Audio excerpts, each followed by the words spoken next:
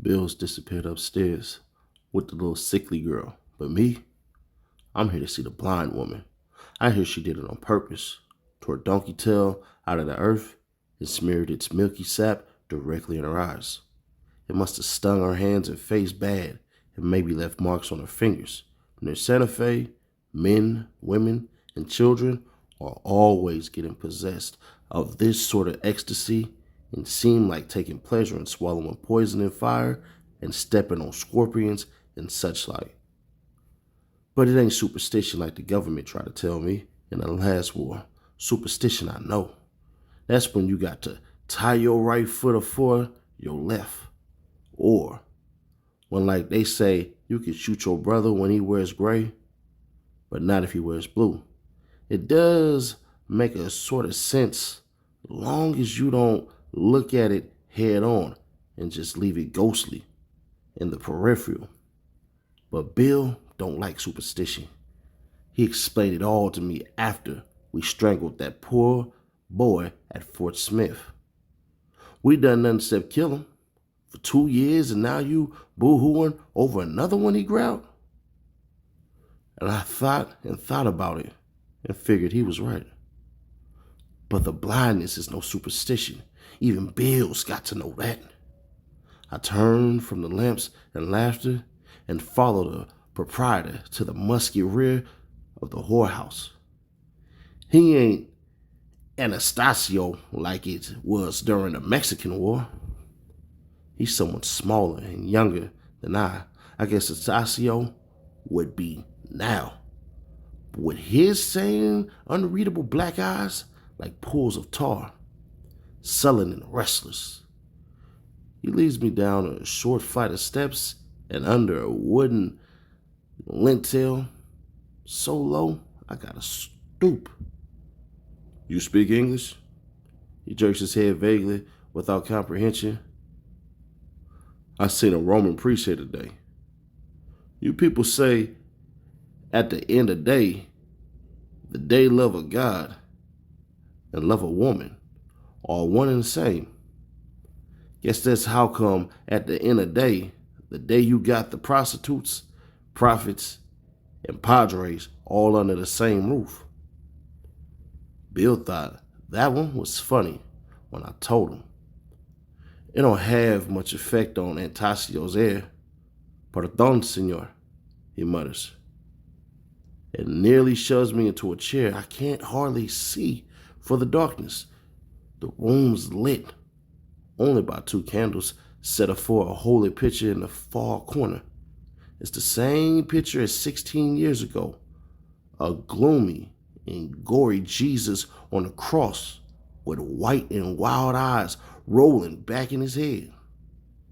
It makes me sick to see.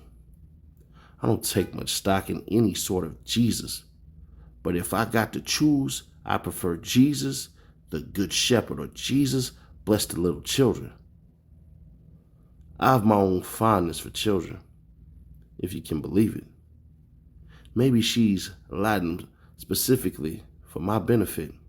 A blind woman don't need candles. Well, she shouldn't have bothered.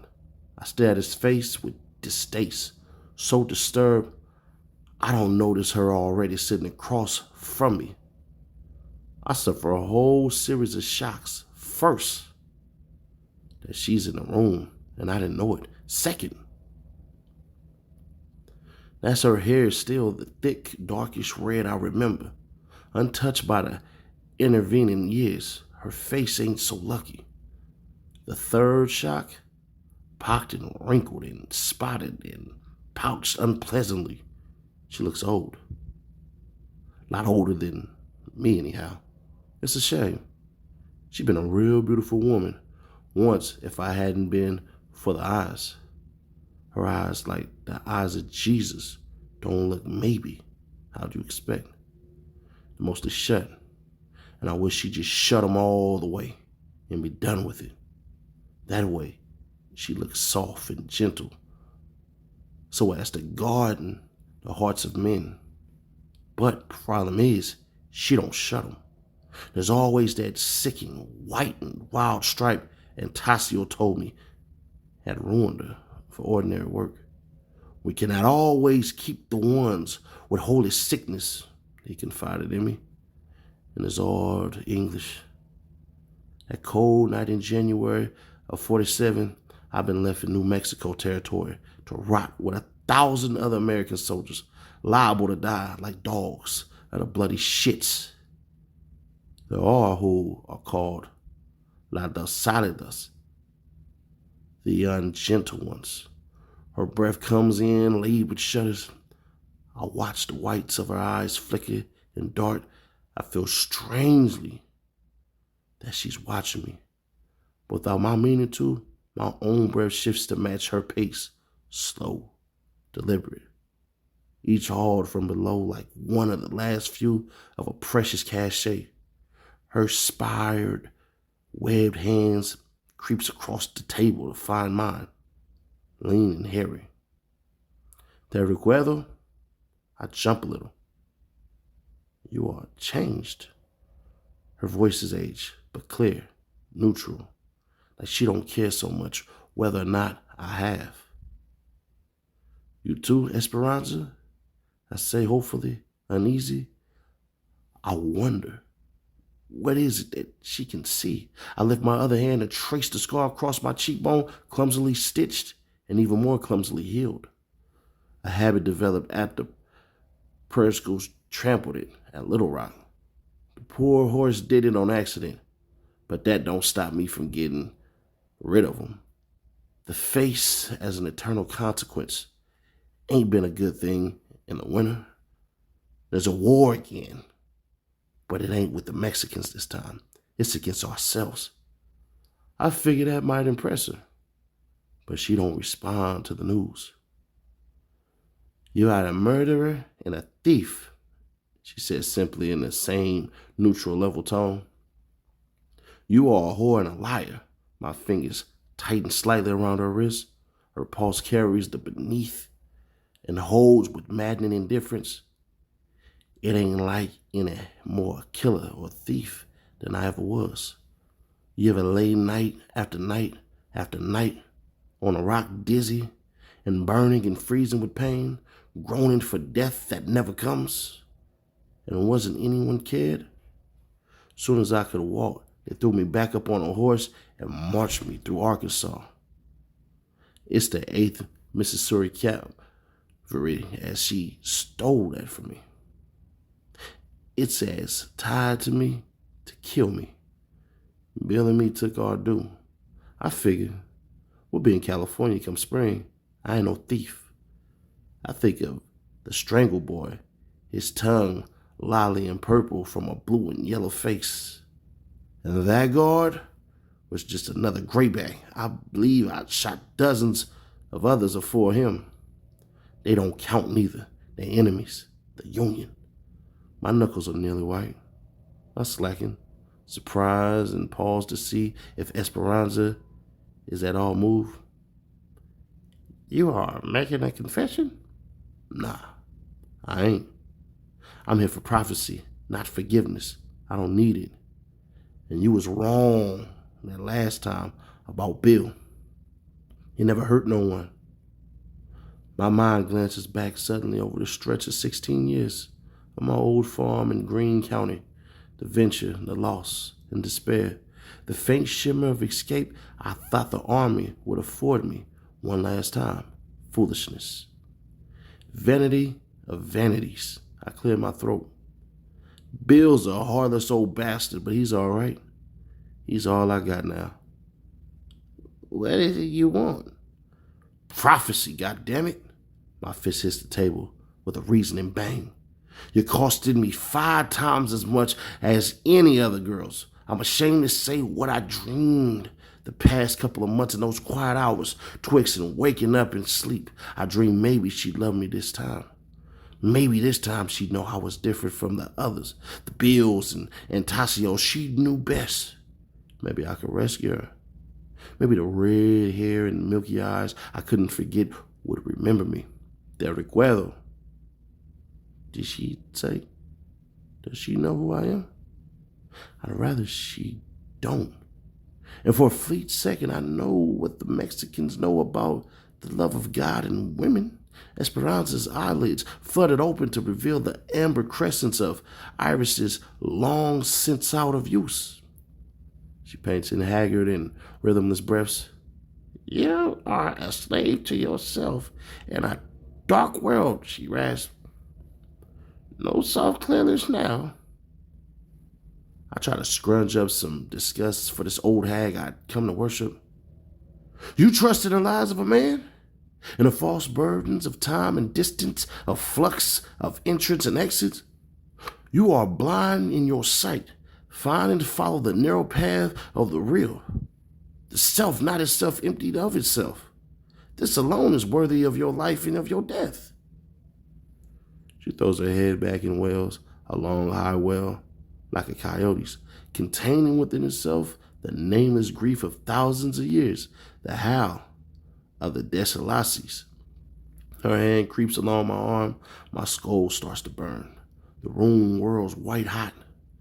Then I'm pulled upward, out of the dark room, out of the whorehouse, out into the cold air, over the small city of Santa Fe, then higher to the whole of Sangre de Cristo, rain shows afore me. I see the route me and Bill took out of Colorado into the city all at once. I watch a sharp westerly whip snow into life what must be many miles beneath me. The atmosphere warms. A pink and orange glow spreads like moss over the mountains. Their summits melt into rivers and pour into the valleys. So many liberations to an unknown God. Deserts blossom in the cactus, and a silent teem of insects forest thicken and scream with an obscene abundance of life, then hush into the brown parlor of autumn. My head aches with the effort to hold it all in, to see if there is to see. Railroads burn.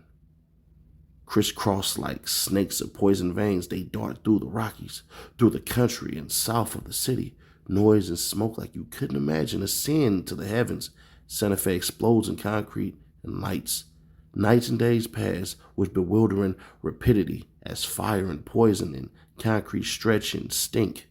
The Sangre de Cristos begin to erode. So does the city, until the whole terrain is rubbed layer by layer, brick by brick, into smooth lumps of sand. The sun reaches out a hand and engulfs the planet. I want to cry out, stop, stop. But I can't. I don't know that I have a mouth to speak. And just as suddenly the scene reverses, mountains rear their heads, the railways peel away like spruce gum. I'm back to where or when I started. The wind seems to retreat, siphoning ice off the peaks. Leaves rise from rocks and fasten themselves to trees, then shrink and swell with springtime juices. Fast and faster time turns on itself. Covered wagons and traders on horses steam back eastward. Flocks and herds migrate, depart, return. Comanche and Apache mingle, raid, and clash with Spaniards. Even faster now. Great beasts like hairy elephants rage, then give way to jungles of reptilian horror. Mountains wax and wane, wax and wane. The globe spins like a top flood covers the earth. The waters recede now. Darkness, a formless void, and a light like a single pinprick. I am blind. That pinprick is all that's left. I'm lying outside, mouth agape, when Bill finds me. Looks like the old girl treated you right. He nudges my unresponsive side with the toe of his boot. Sure don't make them like they used to. Tell you what, the little one, what's her name? I swear she ain't worked a day in her life. I like him better when you leave me alone, Bill. He's suckling shadows. Huh? I figure you heard me. I struggled to my feet. What do you mean, Paul? I mean, leave me alone. We're going our separate ways. And don't you ever again dare talk about her like that. You hear me? Bill's grisly face scowls. That's right. And who's getting our cash, I wonder? I don't care about no cash. Take all the cash in the world, Bill. Hell, take all the gold in California. I gotta go back. I'm going to Fort Smith. I'm going back to the regiment. Bill yanks me by the collar and shakes till everything goes in circles. You're going to confess? Is it? Got a region all of a sudden because an old lady don't like your looks? Real noble. You're confessing for both of us? Well, I don't like that, Paul. I don't like that at all. He drops me gasping to the ground. Dazed, I try again to stand. Bill makes quick work of me. He wants to be the bare-knuckle boxer to travel around the world challenging folks to matches. 3 blows to the head, and I'm flat on the ground. He looks at me, haste, then brings his foot down hard. My nose bursts into a bloom of scarlet. My skull fractured once by a frightened warhorse shoots with flames. Hate to do it to you, Paul, he shouts over his shoulder. Can't have you whining like a girl to no authorities before I get out. I thought you was my friend. Bill's already on his way out of town. I roll my back. Blood flows into my eyes. But I still can make out the stars. And I weep like a child, ungentled.